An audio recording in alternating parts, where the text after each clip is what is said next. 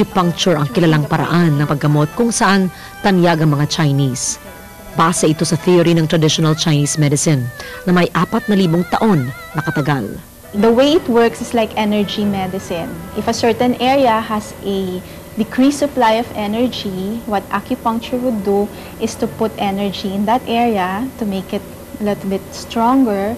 Whereas if kung malakas naman yung energy dun sa area na yon, binabawasan niya to bring it to certain areas which needs the energy.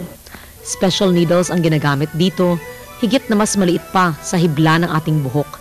Kaya't kung tutuusin, halintulad lamang sa kagat ng lamok ang mararamdaman ng isang sumasailalim sa acupuncture. It has been approved by the WHO that certain conditions responds very well, very positively with acupuncture.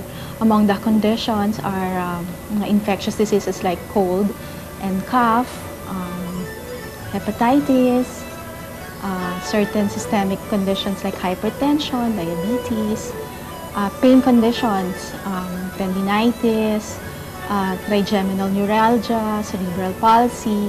Actually, marami. Pero here in the clinic, the most patients that we get are for pain relief.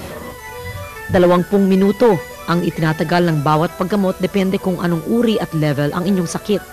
Kadalasan, mararamdaman ang pag-epekto o pagluna sa sakit pagkalipas ng 4 hanggang 6 na beses ng gamutan. We address